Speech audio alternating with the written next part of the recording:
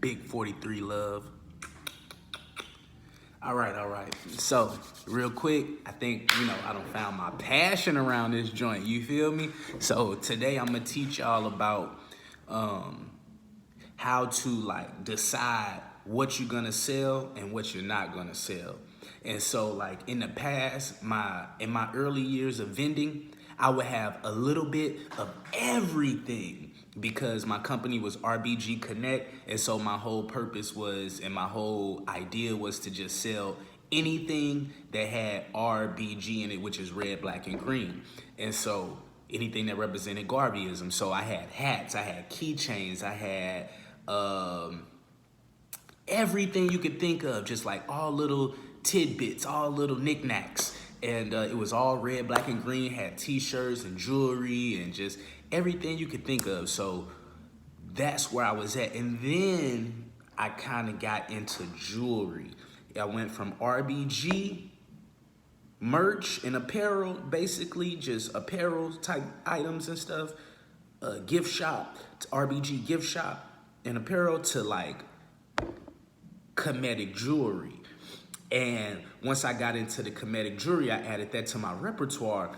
It was so powerful and it kind of took over. It was a better bag. So I just basically transitioned more into jewelry, costume jewelry, Kemetic jewelry, and just cultural jewelry.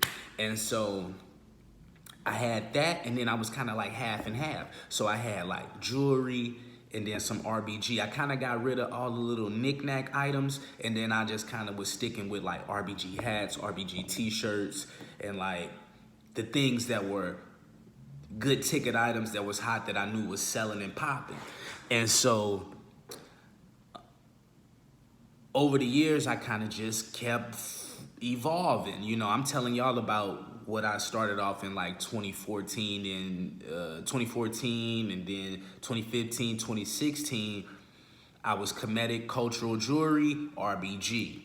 And I would try to have a little bit of everything when we would do these big events where we had these lectures or debates and stuff with Sinetta TV. I would basically be a vendor. And with my mentality, how I would go into it would be I want hat money, I want jewelry money, I want t-shirt money, and I want all the money from all angles, because you had certain vendors who didn't sell nothing but hats. That's all they had. So they come in there just to get the hat money. So or you had certain vendors that didn't sell nothing but clothes or shirts and t-shirts, hoodies and whatnot. So they would get the t-shirt money. Then you had other vendors who was only selling jewelry, so they get all the jewelry money, or vendors that only sell crystal get all the crystal money and what have you. So I was realizing okay, everything I got is hot. So if I bring out everything in these marketplaces, I'ma win, because I wanted the bag.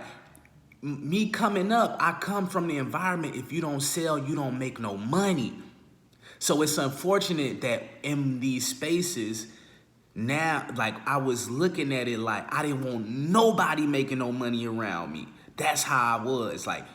I want all the money. The hat dude ain't getting no money. The t-shirt dude ain't getting no money. The jewelry lady ain't getting no money. I'm bringing all the hottest items, hottest hats, hottest jewelry, hottest t-shirts, everything you could think of, because I'm trying to take it all. You feel me? And that's not really the proper mentality for prosperity in the Black community. So that's not what I'm pushing, but I'm just letting y'all know how I would think. You feel me? And I just was out to get mines, real intentional, hungry. And so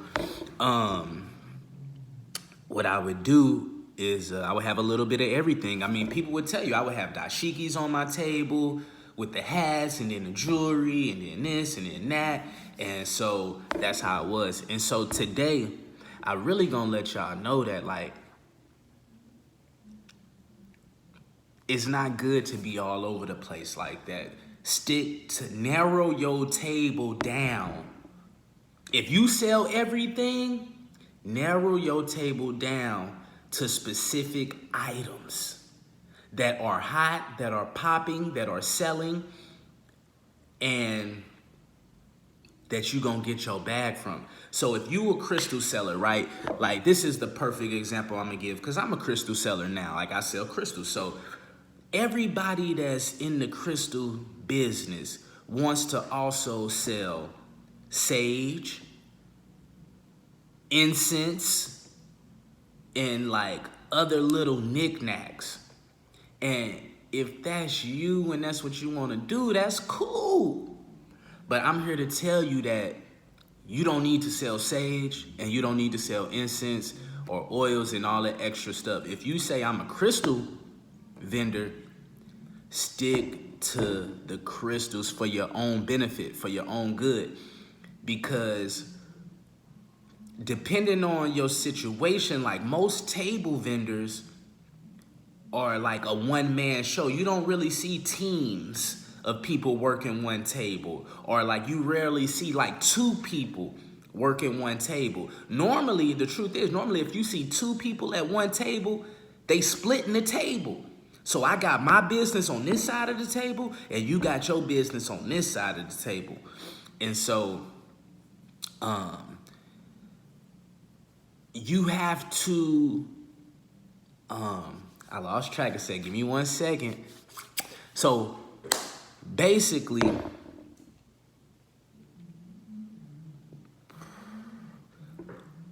the table, see, I gotta stop getting high. You wanna,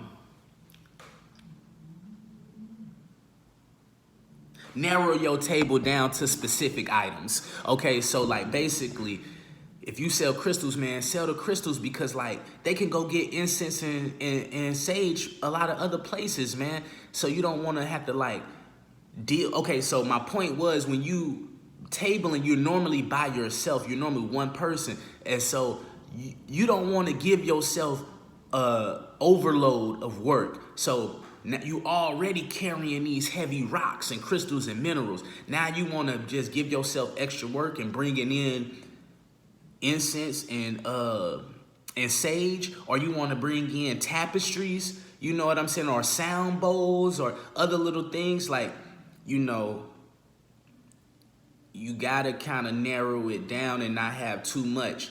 So that's an important thing. That's an important thing, to the point to where now I sell crystals and I sell jewelry. And this year was a big year for me, being conscious of like not doing too much. Like I have a clothing line company, you know what I'm saying? I was like, you know what? I ain't gonna make no shirts. I'm not putting no money towards shirts because I'm putting all my money towards minerals, crystals, and jewelry. And so it's important to keep that in mind. And another thing that you want to do is make your job easy as possible. Okay, so this is some good game right here. This is what I try to, where my mind started going. After doing this for so long, this is where my mind started going. Okay, I'm used to carrying big bags, big duffel bag, big backpack, full, heavy, you know what I'm saying? A table, walking from 133rd in Amsterdam to right in front of the Apollo, you know, all of that. Hopping on the train in Brooklyn or in Harlem and riding the train to Brooklyn with the table and the duffel bag and the backpack, you know, with all the merch. And so that's hard work. And so like what you have to be mindful of is like, okay, I'm one person, and if I want longevity in this, I don't want to burn myself out in my earlier years and with a lot of heavy labor, because you'll get tired of that, carrying tables, chairs, and all this stuff. So with jewelry, this is why jewelry is the best thing to sell, is because I could have a little bitty bag that packs a big punch. So, you know, let's just say this was like my bag, right? My little pouch or whatever. It's a fanny pack. Put it on my waist. In this fanny pack, I could probably hold, let's say we talking bracelets, little crystal pendants, like tourmaline, like, I don't know what's in here. Okay, y'all don't need to see what's in there. But basically, I could fill a little bag up with 100 of these. And it's gonna pack a great punch. Like even this little piece right here, like this going for like 50 bucks. So if I got something this small that can hold in my fist for 50 bucks, I got a bunch of them and I put them in a little bag, that's super lightweight. And you don't need a big table for that. And so make it easier. You know, if you know you don't have transportation, you gotta walk, man, you wanna be having a light bag, not a heavy bag, you know. Not too much, man. So that's where my mind started going. It's like making this thing easier. You know, I need a little bitty bag that can pack a big punch. If I gotta carry a duffel bag full of t-shirts and hoodies, that gets heavy. Then you need the big table for that. That gets heavy. So,